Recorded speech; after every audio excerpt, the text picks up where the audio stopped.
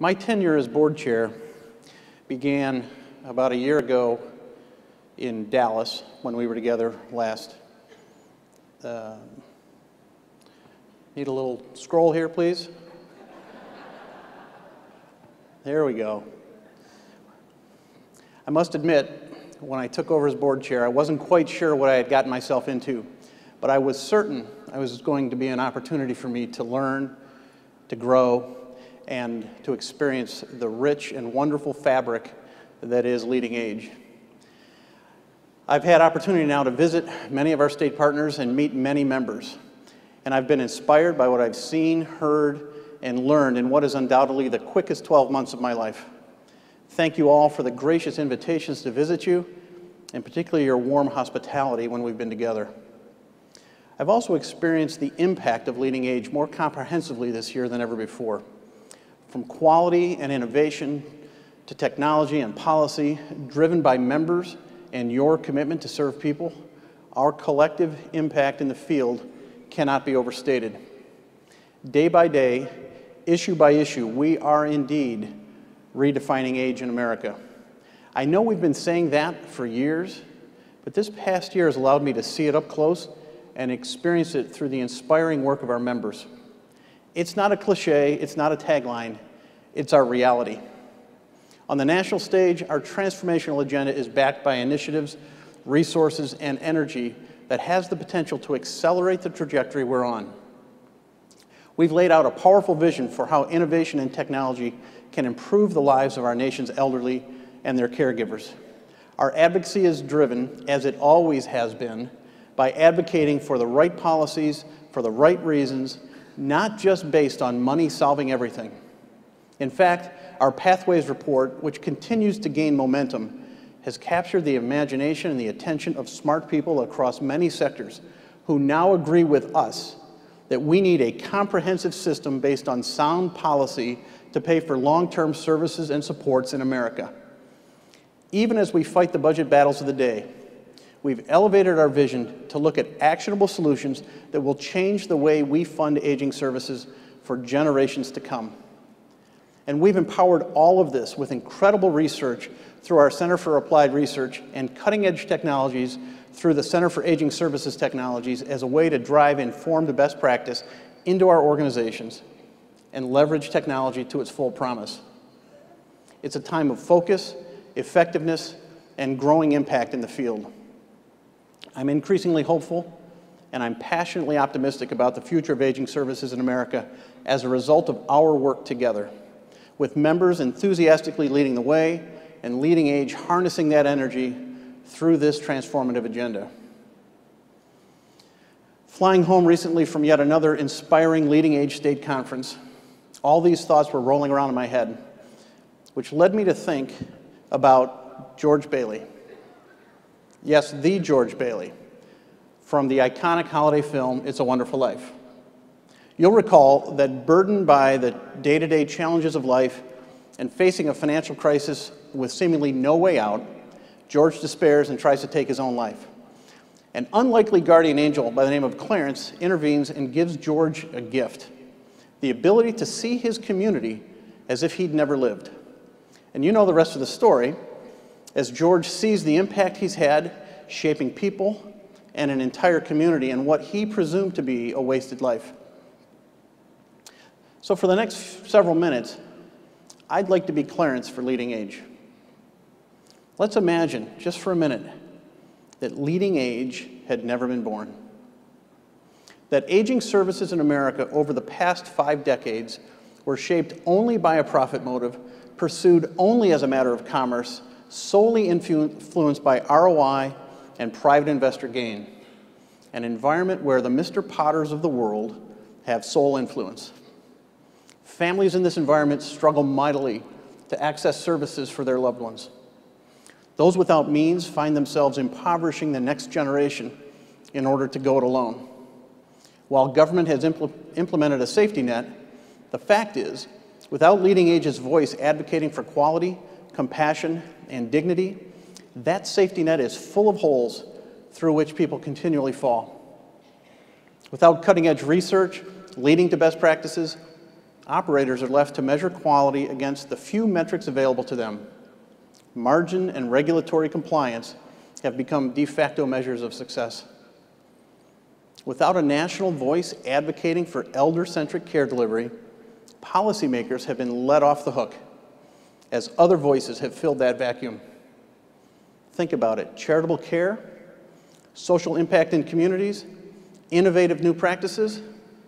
This America I'm describing has little of that, and elders and their families are suffering as a result. Now, I'd be hard-pressed to prove any of what I just laid out, but I do know if LeadingAge was not a force these past 5 decades, we would be at a very different place. A quick look at other voices in this space reveals a distinct difference in what we bring to the dialogue.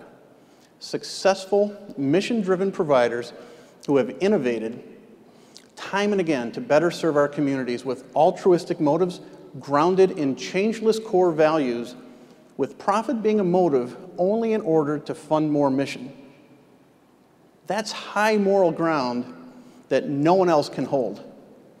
The fact that LeadingAge does exist is incredibly important, not just to us, as if this is some self-centered exercise, but to the nation and every family that struggles with aging loved ones.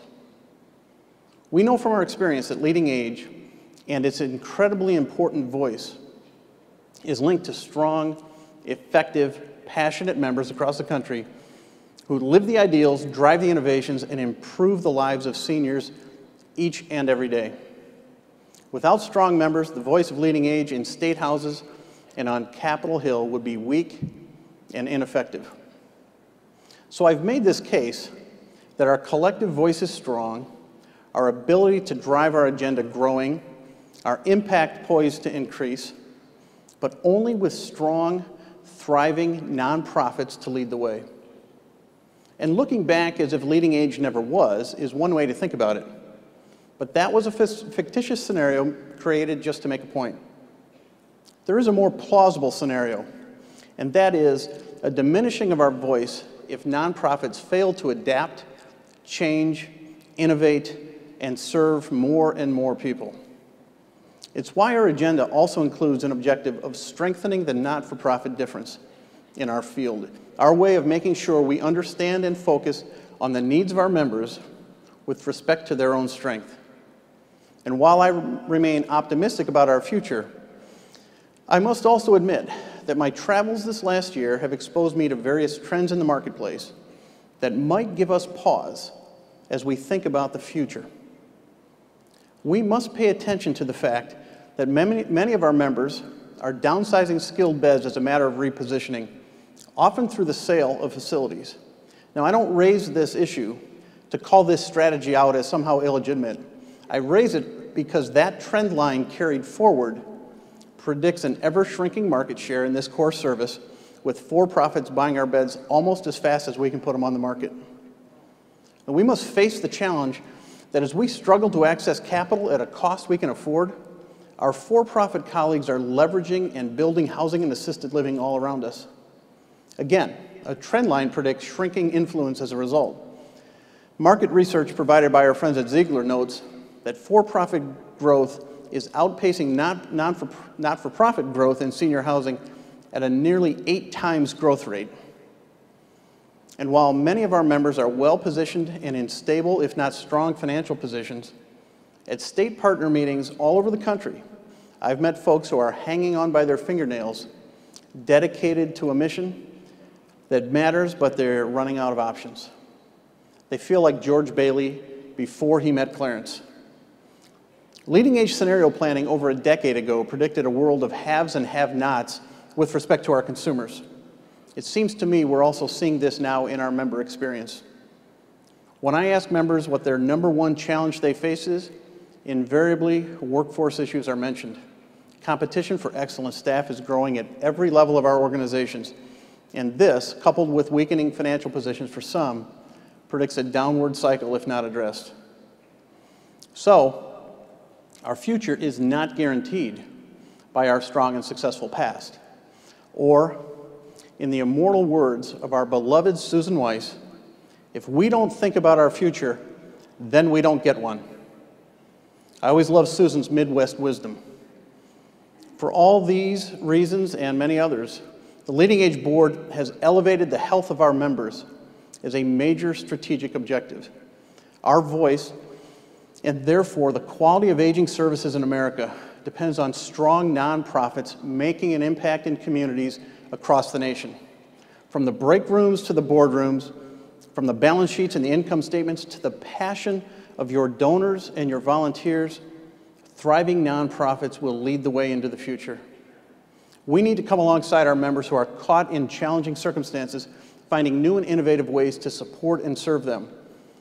In my travels, I spoke with the administrator of a single-site rural campus in Kansas. They provide a multitude of services to their community, a strong mission, but a weakening business model. At one point in the conversation, she said to me, "You know, you guys talk about technology and EHR, but we can't even get a consistent high-speed internet signal out here." Now, that's not my world, and it's likely not yours either, but it's a problem for this important member and many others like her, and it's a problem we should care about as much as we care about this member's ability to be strong in mission for decades to come. Now, this is a moment for us to celebrate our success, recognizing our strong voice is shaping the aging experience in America. But it's also a moment for us to redouble our commitment to assuring that the nonprofit difference and our members who demonstrate that difference continue long into the future. LeadingAge, you do great work out there, and we can do good work even apart from one another. But together, we will thrive. And as a result, the nation's seniors and their families and caregivers will be the better for it. It's the difference between Bedford Falls and Potterville. It's my privilege to be your board chair. Thank you, and God bless.